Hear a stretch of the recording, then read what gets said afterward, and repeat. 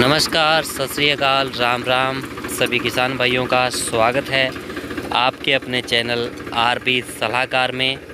और साथियों, आज हम इस वीडियो के माध्यम से अगर आप किसान भाई नरमे की खेती करते हैं और अंकुर कंपनी का अजय अंकुर 555 डबल बीटी सीड की बिजाई करने जा रहे हैं, बीज की बिजाई करने जा रहे हैं, तो आपके लिए वीडियो बहुत ही महत्वपूर्ण है।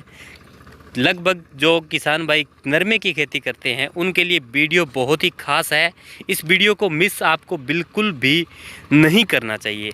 अगर आप अच्छी खेती करना चाहते हैं और अच्छा उत्पादन नरमे का लेना चाहते हैं, बीटी कॉटन का अच्छा उत्पादन लेना चाहते हैं, तो आपको इस वीडियो को मिस बिल्कुल नहीं करना चाहिए। और दूसरा साथियों, अगर आप समय समय पर बीटी नरमे की संपूर्ण जानकारी चाहते हैं कि इसमें हम पहली सिंचाई कब करें, खाद कौन सी डालें, इसमें हम कौन सी स्प्रे करें, सफ़ेद मच्छर के लिए, हरे तेले के लिए, थ्रिप्स के लिए, या साथियों इसमें फाल गुड्डी जो आता है उसको रोका कैसे जा सकता है, झड़ने से कैसे रोकें, ज़्यादा उठाने के लिए क्या करें, इसके खिड़ाव के लिए क्या करें, तो साथियों आप इस हमारे चैनल को सब्सक्राइब करना बिल्कुल भी न भूलें, क्योंकि सब्सक्राइब करने का कोई पैसा नहीं है। किसान भाइयों के लिए फ्री सुविधा है, आपको कोई पैसा देने की ज़रूरत नहीं है। आपको सिर्फ नीचे लाल रंग से लिखा हुआ सब्सक्राइब को दबाना है और घंटी के बटन को दबाना है, और हर एक वीडियो देखकर आप फ़ायदा उठा सकते हैं।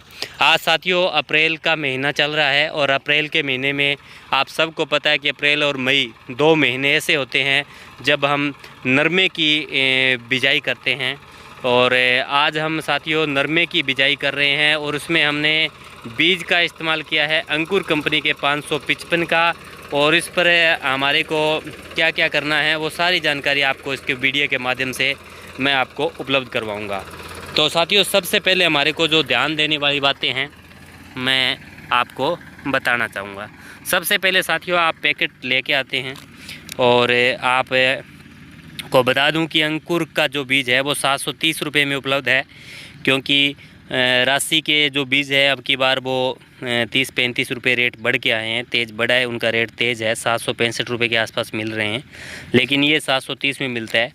साथियों ये चीज़ आपने कभी नोट की है, जर्मिनेशन कितने परसेंट? 75%। और इसके अंदर जो प्योरिटी है वो है 90%, और 98% ये इसकी बीज की प्योरिटी है। और जर्मिनेशन होने की जो पावर है वो 90% है, लेकिन होता कितना है मिनिमम 75% है। और इसके अंदर साथियों जो नॉन बीटी की बात करें तो उसके अंदर मिक्स किया गया है 5%, क्योंकि नॉन बीटी की जो अलग से थैली आती थी हम किसान भाई इसका इस्तेमाल नहीं करते थे, उसको फेंक देते थे। और उससे क्या था कि उसको नुकसान होता था कि उस बीज की जो अमेरिकन सुंडी से लड़ने की क्षमता थी वो धीरे धीरे ख़त्म हो रही थी, क्योंकि उनको खाने के लिए अलग से कुछ चाहिए वो हम दे नहीं पाते थे। तो साथियों सबसे पहले तो अगर आप इसका पैसे लगा कर इसको ख़रीद के लेके आते हैं, और तो आपको पता है कि इसके अंदर बीज निकलता है, और बीज इसके अंदर निकलता है नेट वेट 475 ग्राम। साथियों आपको दिख रहा होगा कि इसमें बीज कितना है, 475 ग्राम इसके अंदर सीड है, और इसमें 5% नॉन बीटी सीड है वो है, यानी साथियों इसमें 450 ग्राम जो बीज है वो बीटी है, और 25 ग्राम इसमें नॉन बीटी इसके अंदर डाला गया है। और साथियों आपको बता दूं कि इसके अंदर हमारे को बीज के साथ साथ एक लिटरेचर मिलता है, और ये है वो लिटरेचर जो आपके सामने, आपकी आंखों के सामने स्क्रीन पर आपको दिखाई दे रहा है। इसके अंदर साथियों हिंदी में, पंजाबी में और इंग्लिश में अच्छे अच्छे शब्दों में अच्छी से विस्तार पूर्वक चर्चा की गई है, बताया गया है इसकी खास बात क्या है, इसकी विशेषता क्या है, वो सारी इसके अंदर बताई गई है। लेकिन हम बहुत समझदार किसान हैं, हम इसको कभी पढ़ते नहीं हैं। ये आप बात अगर सच्ची लगी हो आपको तो बताना कि बात सच्ची है।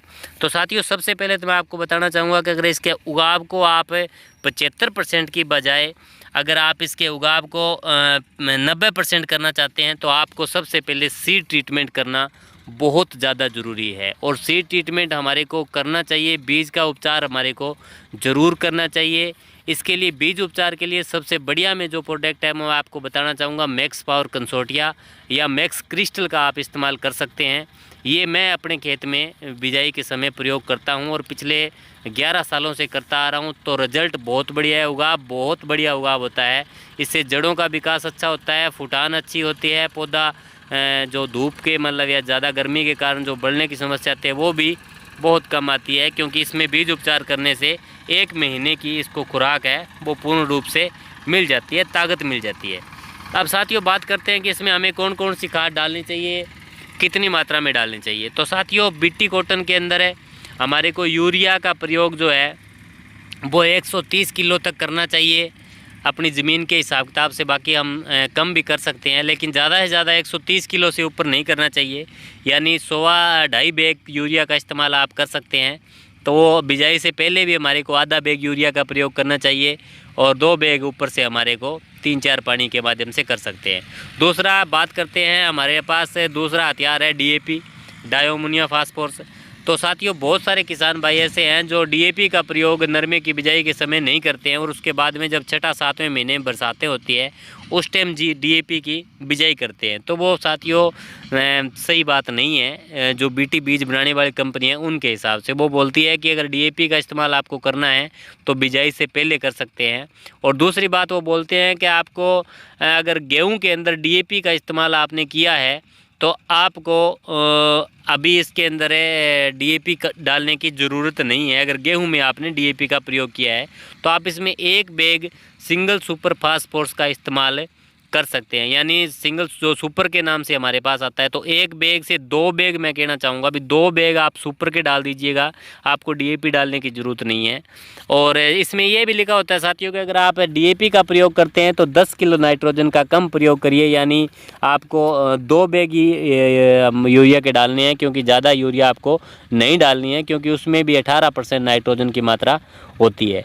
और साथियों तीसरी बात बताना चाहूँगा कि हमारे को जो बिजाई करने का समय है वो साथियों शाम के समय में करना चाहिए, दोपहर के बाद। 2 पैर होते हैं, एक सुबह का पैर होता है, एक दोपहर का पैर होता है। जैसे दोपहर के बाद तो शाम 3 बजे से आप बिजाई कर सकते हैं। अब हम बिजाई कर रहे हैं तो लगभग 6:30 का टाइम है और आज 7 अप्रैल है। तो साथियों क्या है कि आप इसमें इन चीज़ों का ध्यान दें। दूसरी बात होती है साथियों सीड ट्रीटमेंट कर लिया, बिजाई का समय हमने सही चुन लिया, हम शाम के समय बिजाई कर रहे हैं। और खाद का भी हमने चुन लिया कि इसमें खाद कौन सी डालनी है। तो इसमें लिखा है साथियों कि आप 20 से 22 किलो पोटाशियम का इस्तेमाल अवश्य करें, 10 किलो जिंक का इस्तेमाल करें तो बहुत ज़्यादा बढ़िया रहता है। और एक सबसे महत्वपूर्ण और तकड़ी खाद होती है, सबसे मजबूत और तकड़ी खाद होती है गोबर की खाद। साथियों आप अगर हर बार इसमें ट्रालियों के हिसाब से नहीं डाल सकते हैं तो आप 2-4 क्विंटल तो ज़रूर हर एक खेत के अंदर हर बिजाई से समय आप डालना चाहिए। अगर आप 2 क्विंटल गोबर की खाद के अंदर 1 किलो भूमि मित्रा का इस्तेमाल कर लेते हैं साथियों, तो 2 ट्राली गोबर की खाद की जितनी ताकत उस 2 क्विंटल गोबर में हो जाती है। तो आप भूमि मित्रा का इस्तेमाल भी ज़रूर कर सकते हैं। अभी सर बात करेंगे हमें कि इसमें पहली सिंचाई पे क्या डालें और उसके बाद में हम अलग अलग समय पर स्प्रे कौन सी करें। तो वो साथियों हम समय समय पर आपको अलग वीडियो के माध्यम से वो जागरूक करते रहेंगे, आप किसके साथ मिलते रहेंगे। तो आज के लिए साथियों बस इतना ही। आगे फिर एक नई वीडियो में एक नई जानकारी के साथ मिलते हैं। मैं आपका दोस्त किसान सलाहकार रमेश बांबू। आप अपना कीमती सुझाव कमेंट में अवश्य दें। धन्यवाद।